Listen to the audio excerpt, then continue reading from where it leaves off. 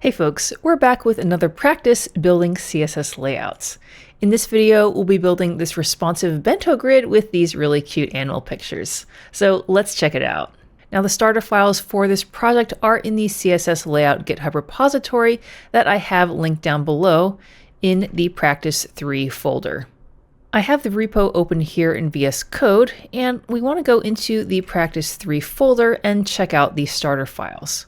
So I'm going to open the README first markdown file, which has all the details for the project as well as functional requirements.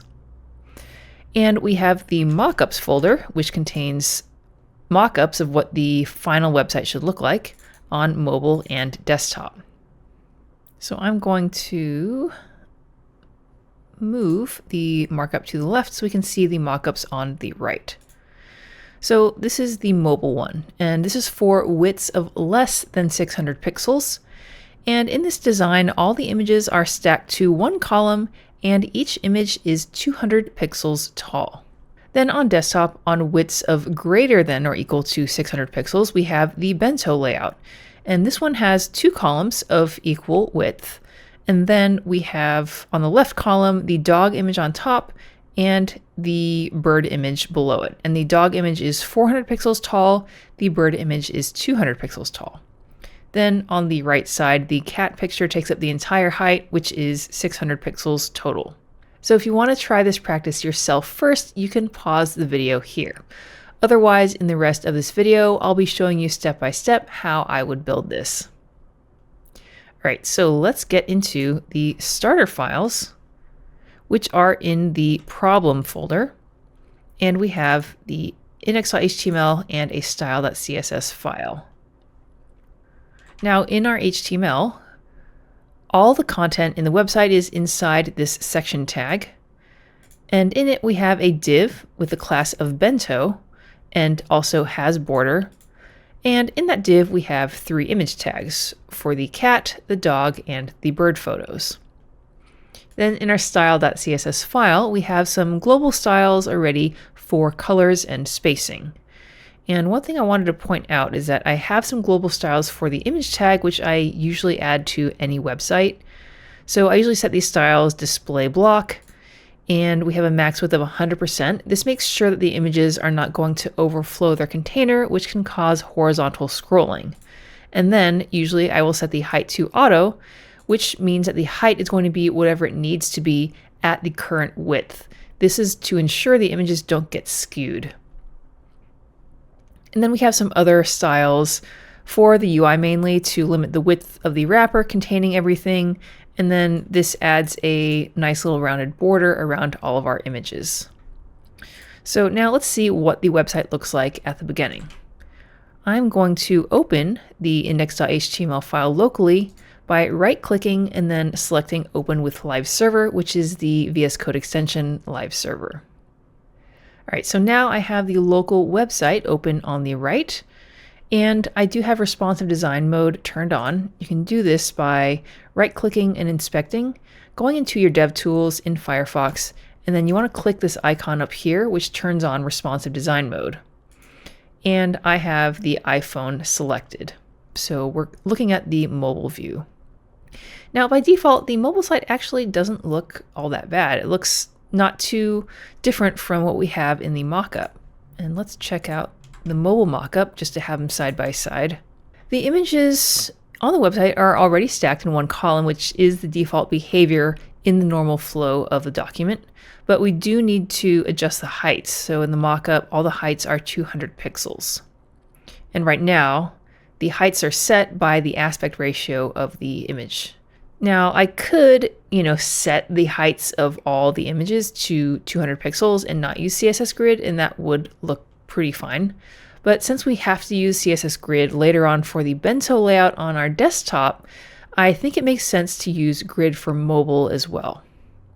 Now with Grid, we want to first identify which element is going to be the grid container. So if we look at the HTML, all the images are in the bento class div, so that div should be our grid parent. So let's add that in. So in our styles, we don't have any styles yet for the bento class, so we'll add the class selector here. And then I'm going to make this a grid container by adding display grid. So now each of the images is in its own row in the grid container. Next, since we want each row to be 200 pixels tall, in our styles, we can do that with grid template rows. And I'm going to say repeat 3, because we have 3 rows for the 3 images, 200 pixels tall. So now you can see we have our 3 rows that are each 200 pixels tall. However, you might notice that the photos of the cat and the dog, just going to zoom in a bit, are getting kind of cut off. So let's inspect and see what is going on here. So I have the cat image selected in the source code panel here. And when I hover over it, you can see that it's taller than that row containing it. And if I hover over the source attribute here, you can see what the actual image looks like. And it is basically a square shape. And if we look at the dog image, it's kind of the same thing. You can see it's really overlapping the row that it's inside, and the image is also kind of square. Now the bird image doesn't look like it's really cut off, and it's not overflowing too much. And that's because the image of the bird is more of a landscape aspect ratio. So let's go back to our mobile mockup. And if we look at the images, it looks like they are kind of centered within. Instead of right now, it looks like they're kind of positioned to the top because they're showing that full image like that. So what we need to do is we want to set the height of the actual image tags to be 200 pixels, the same height as what we have for our grid rows, so that we don't have this overlapping thing going on. So let's go into our styles.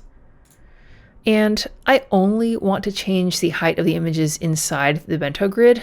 I don't want to change every single image that could be on, hypothetical website. So I'm going to nest inside the bento class.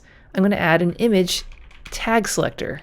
And here, I'm going to set the height to 100%. And this is different than what we had in our global styles of height of auto. So when we save, now you can see that now the images are 100% of their width and also the height. But as you can see, the images are skewed because we are messing up that aspect ratio. However, we can fix this with the object fit property. This property lets us control how an image or another replaced element like an iframe gets resized.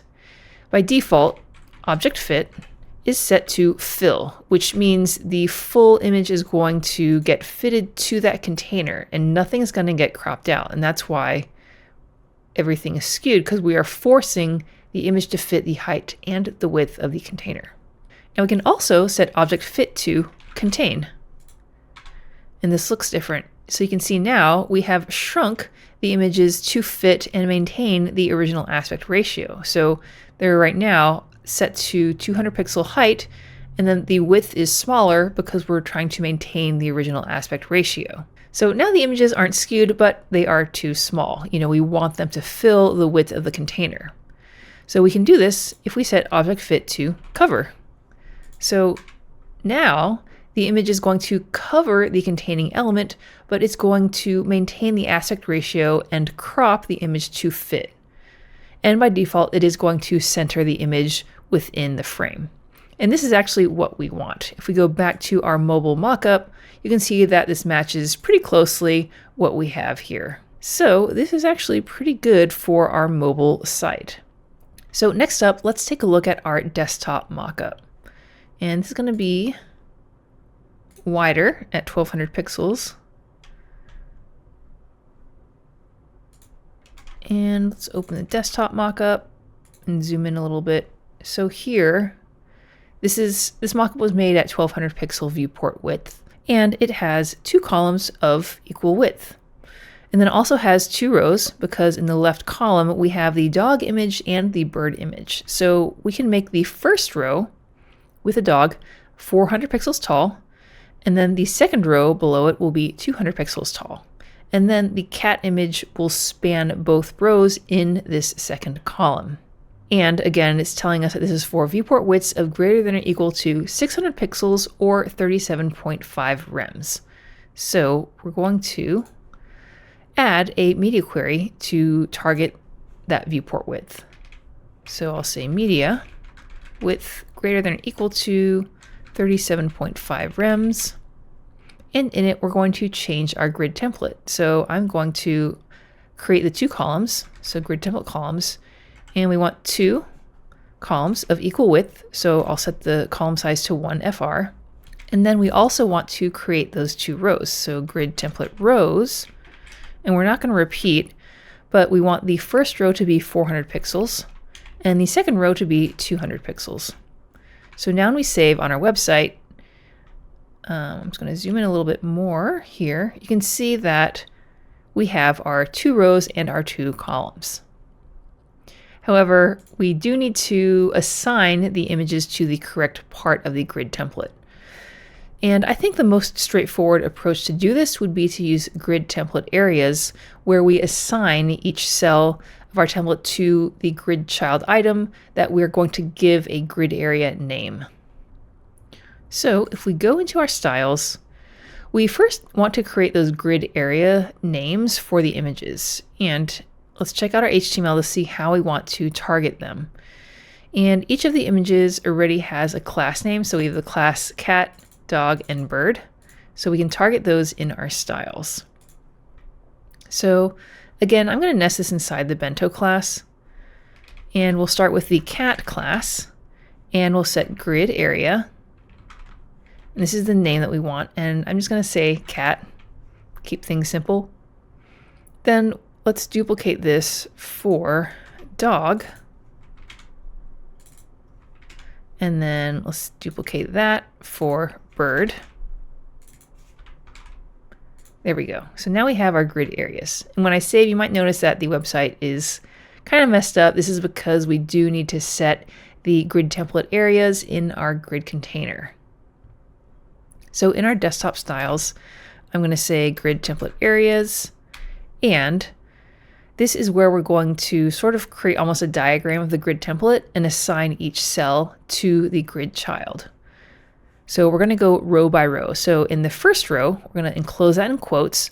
We have the 2 columns, and if we need a quick refresher, the first row is going to be dog and then cat.